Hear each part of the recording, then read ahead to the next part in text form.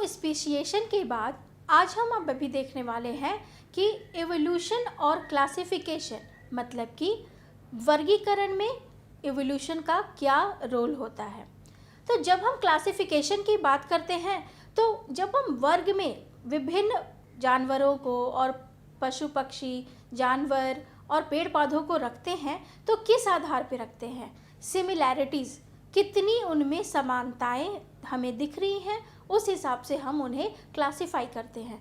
तो जब एवोल्यूशन होता है तो फिर हम क्या देख रहे हैं कि कुछ ना कुछ डाइवर्सिटी, कुछ ना कुछ उसमें डिफरेंस आ रहा है या सिमिलैरिटीज़ जो हम में है और हमारे पूर्वज में है, उस आधार पे हम इसको क्लासिफाई करते जाते हैं आगे जन्म लेने वाले जीवों को। तो उसके लिए आइए अब हम एक उदाहरण से समझते हैं कि हम अपने आसपास के परिप्रेक्ष्य में कैसे जानें कि हमारे पूर्वज और हम में या हमारे साथ जन्मे लोगों में क्या सिमिलैरिटीज़ हैं। तो यह एक पेडिग्री चार्ट है। पेडिग्री चार्ट क्या होता है? जब हम अब किसी चीज़ के फैमिली हिस्ट्री के बारे में जानना चाहते हैं तो उसको हम कुछ सिंबल से रिप्रेजेंट करते हैं, वही पेडिग्री चार्ट कहलाता है। अब मान लो जब वर्गीकरण देखना है और एवोल्यूशन देखना है तो किसी ने कहा कि मुझ में और मेरी चचेरी बहन में बहुत सारी कुछ सिमिलैरिटीज़ हैं, बाल एक है, कलर एक है, देखने में मिलते जुलते दिखते हैं। तो लोग कहते हैं कि क्या आप लोग बहन हैं दोनों? तो हम लोग कहते हैं कि नहीं, हम लोग चचेरी बहन हैं। लेकिन वो सिमिलैरिटीज़ हम दोनों के बीच कहाँ से आई? हमारे माँ बाप तो अलग हैं।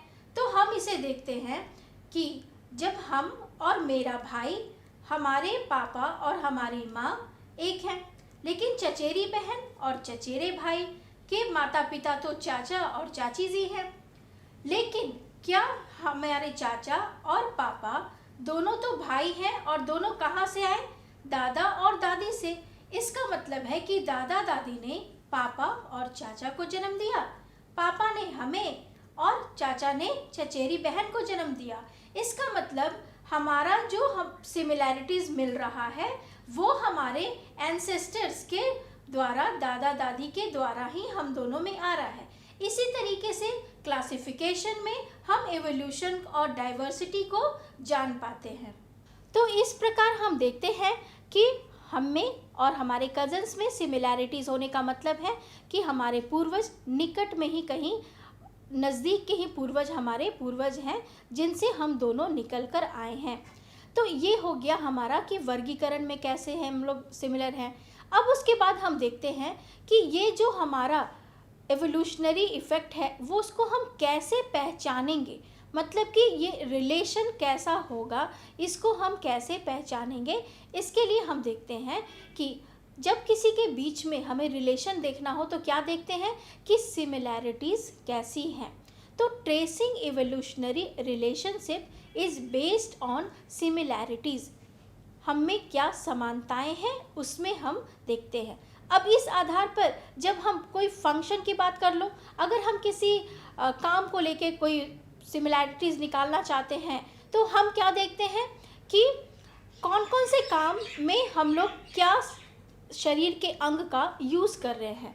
उस आधार पर हमने सारे शरीर के अंगों को या फिर जो संबंध स्थापित हो सकते हैं दो जीवों के बीच, उनको हमने होमोलोगस ऑर्गन और एनालॉगस ऑर्गन में हमने बांटा है।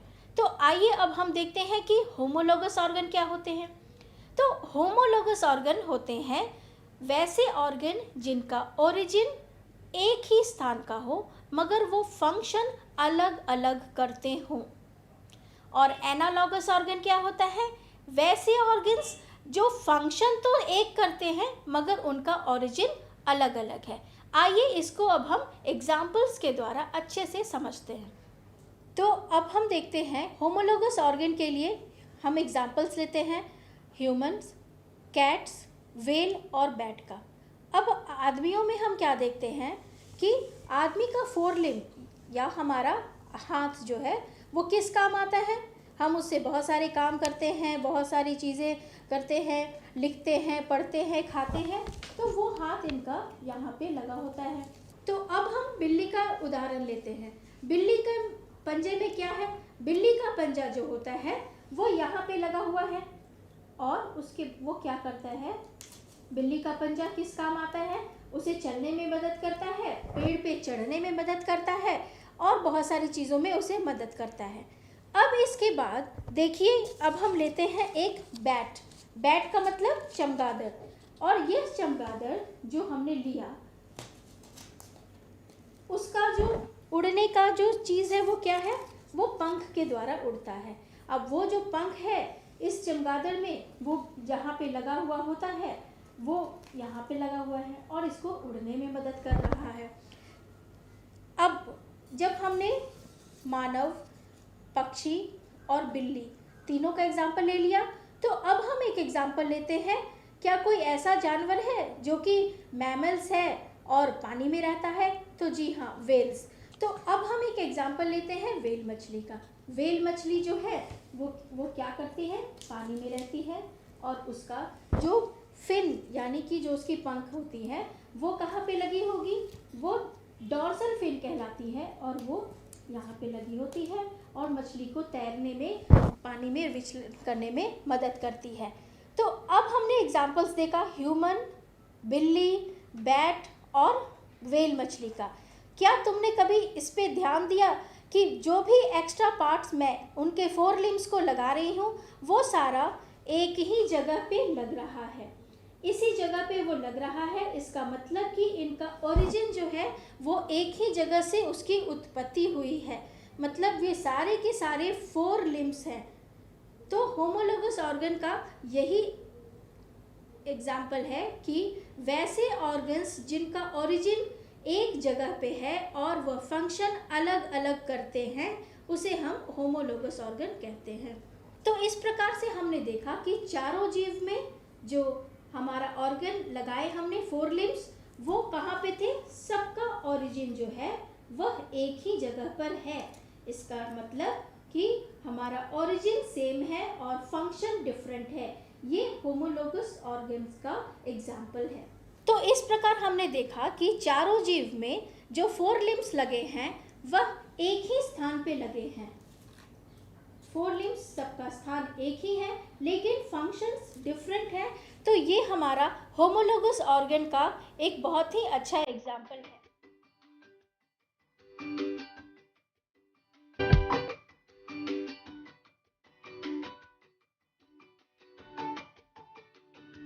तो अब हम देखते हैं कि एनालॉगस ऑर्गन्स के एग्जाम्पल्स में क्या है। तो आपने इंसेक्ट देखा होगा, उनके भी पंख होते हैं। पेट्रोडेक्टाइल एक डायनासोर का प्रजाति है जो कि पुराने समय में होता था। उसके भी इस तरीके के एक पंख होते थे जिससे कि वह उड़ने का काम लेता था। उसके बाद बर्ड्स को आपने देखा है, बर्ड्स के फेदर, पंख उनके देखे हैं। और जो हमारा चमगादड़ है उसे भी आपने देखा है कि वो भी उड़ता है। तो क्या ये उड़ने वाले सारे ऑर्गन्स उनके सेम हैं?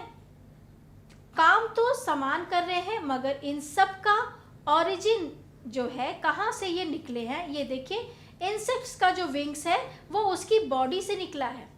पेट्रोडेक्टाइल का जो है वो उनके 4 लिम्स से निकला है मगर उसमें हड्डियों की संरचना बर्ड्स के विंग से अलग है। और वहीं बैट जिस प्रकार से उड़ता है उसमें मदद करता है उसका ये वाला उनका जो स्किन है वो मदद करता है। तो इस प्रकार हम देखते हैं कि चारों में जो है वह फंक्शन सेम है मगर ओरिजिन ऑफ दैट ऑर्गन अलग अलग है। तो ये एनालॉगस ऑर्गन है। तो इस प्रकार हमने देखा कि होमोलोगस ऑर्गन और एनालॉगस ऑर्गन एनिमल्स में किस प्रकार होते हैं। इसके कुछ एग्जाम्पल हमें पौधों में भी देखने को मिलते हैं। पौधों में जो टेंड्रिल्स होते हैं और जो कांटे होते हैं वो भी कहीं ना कहीं इसी प्रकार के ऑर्गन्स होते हैं।